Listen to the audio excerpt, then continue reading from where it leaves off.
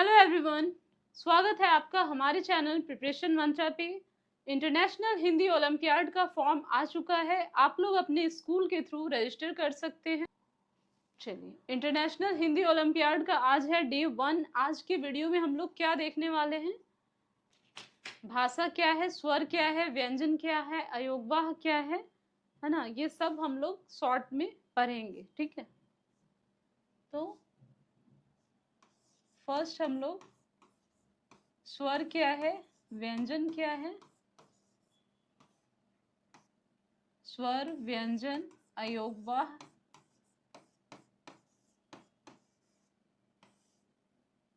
संयुक्त व्यंजन,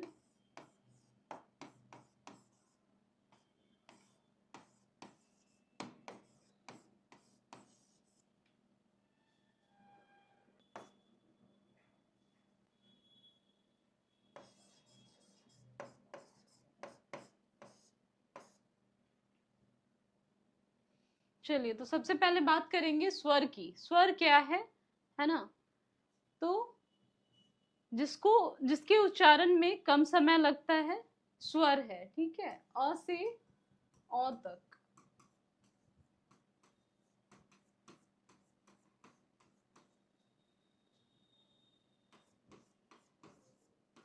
अ से औ तक कितने स्वर हैं? तो 11 हैं। स्वर की संख्या 11 है। अ से लेके औ तक स्वर है ना। फिर है नेक्स्ट व्यंजन। व्यंजन कितने हैं? 33 है। ठीक है, क से लेके ह तक, ह तक। नेक्स्ट है आपका अयोगवाह। अयोगवाह क्या है? तो अंग और अह को अयोगवाह बोलते हैं। ठीक है, फिर है उसके बाद संयुक्त व्यंजन, मतलब एक से अधिक व्यंजन जिसमें मिला हुआ हो, है ना। जैसे आपका छ त्र ज्ञ है, त्र और ज्ञ। ठीक है, छ त्र ज्ञ क्या है? संयुक्त व्यंजन है। फिर है आपको भाषा किसे कहते हैं? अपने विचारों को आदान प्रदान करने का माध्यम क्या है? भाषा है। अपने विचार को, अपने भावनाओं को व्यक्त करने का माध्यम क्या है? भाषा है। भाषा दो तरह का होता है, मौखिक है, लिखित है। ठीक है, भाषा मौखिक और लिखित।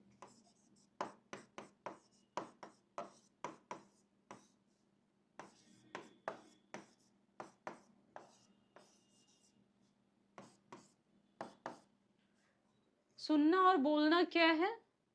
मौखिक भाषा है। और लिखना और पढ़ना लिखित भाषा है। ठीक है, तो यहाँ हम लिखेंगे सुनना और बोलना मौखिक भाषा।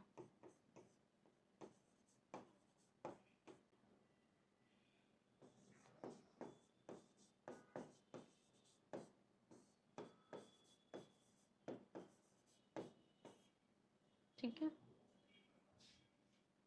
स्वर हमारे यहाँ 11 है। ठीक है, व्यंजन 33 है। अंग और अह क्या है? अयोगवा है। छ त्र ज्ञ क्या है? संयुक्त व्यंजन है।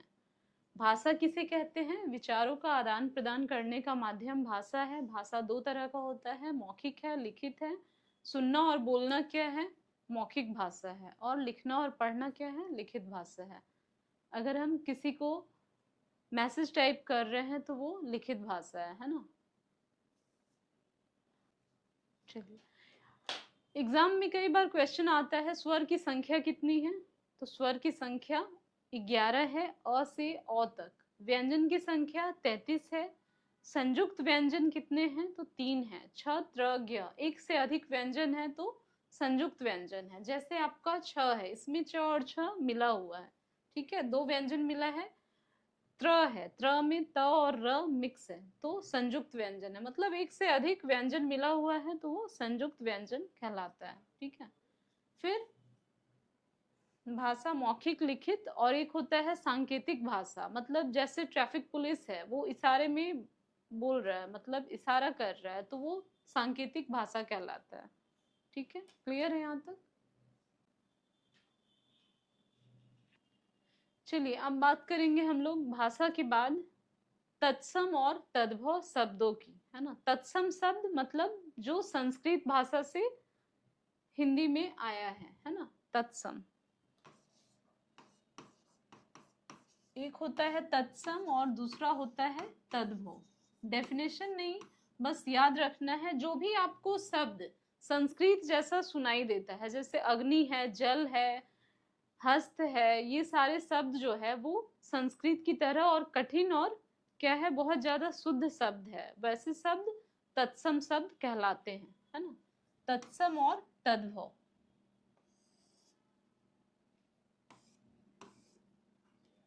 सीधा सीधा याद रखना है, तत्सम मतलब संस्कृत शब्द, ठीक है, और ये हिंदी तद्भव। बहुत ही ज्यादा ये कठिन होगा प्रोनाउंस करने में, बहुत ज्यादा सुनने में काफी शुद्ध शब्द लगेगा, वैसे शब्द तत्सम शब्द हैं। एग्जाम्पल देखते हैं इनका। अग्नि, है ना, जल, वायु, कर्म, ठीक है, हस्त, ठीक है, और क्या हो जाएगा, कर्ण, ठीक है, दंत।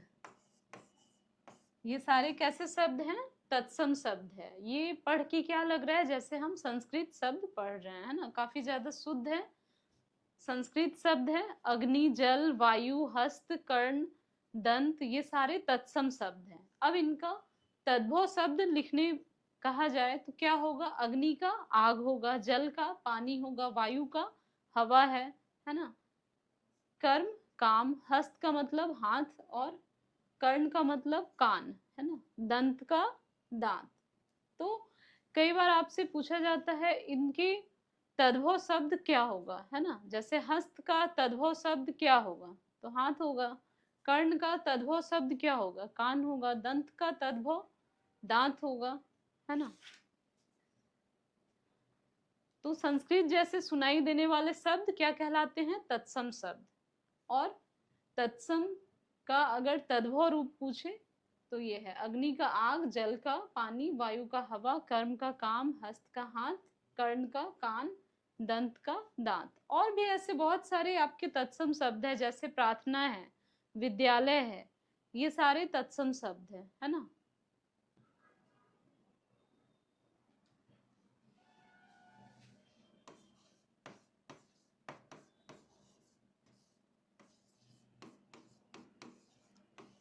तत्सम शब्द प्रार्थना, विद्यालय, माता पिता, जल, वायु, अग्नि, कर्म, है ना, हृदय, ये सारे तत्सम शब्द हैं। संस्कृत जैसे सुनाई पड़ने वाले शब्द तत्सम शब्द है, और जो उसका हिंदी होगा वो तद्भव शब्द कहलाएगा, है ना। एक और चीज याद रखेंगे, जिसके भी एंड में त्र हो, स्र हो, है ना, और ज्ञ हो, ठीक है, जिसके भी एंड में त्र, स्र और ज्ञ हो वो तत्सम शब्द कहलाता है, ठीक है। जैसे आपका मित्र है, मित्र क्या है, सुनने में लग रहा है संस्कृत शब्द, ये है तत्सम शब्द, और इसके एंड में क्या है, त्र है ना। उसी तरह आश्रम है, आश्रम, ये क्या है, सुनने में लग रहा है संस्कृत, और इसके इसमें स्र मिला हुआ है ना, स्र है आश्रम, आश्रम क्या है, तत्सम शब्द है। उसी तरह यज्ञ है, यज्ञ, य और ज्ञ, इसके एंड में क्या है, ज्ञ है ना, तो ये तत्सम शब्द है। तो बेसिकली तत्सम है संस्कृत शब्द, और जो भी सरल बोलचाल की भाषा में हम डेली यूज में यूज करते हैं वो सारे शब्द तद्भव है ना। जैसे हम डेली यूज में जल को जल नहीं बोलते हैं, पानी बोलते हैं, तो वो सरल बोलचाल की भाषा में बोले जाने वाले शब्द तद्भव शब्द कहलाते हैं, और संस्कृत जैसे सुनाई देने वाले शब्द तत्सम शब्द कहलाते हैं। तो आई होप आज का वीडियो आप लोग को पसंद आया होगा। इंटरनेशनल हिंदी ओलंपियाड में हर साल भाषा, लिपि, तत्सम, तद्भव, इन सब से रिलेटेड हर साल क्वेश्चन पूछा गया है। 1 घंटे का एग्जाम होता है, कोई भी निगेटिव मार्किंग इसमें नहीं है। तो ऐसे वीडियो देखने के लिए हमारे चैनल प्रिपरेशन मंत्रा को लाइक करें, सब्सक्राइब करें। वीडियो पसंद आए वीडियो को ज़्यादा से ज़्यादा शेयर करें। मिलते हैं हम लोग नेक्स्ट वीडियो में। Thank you.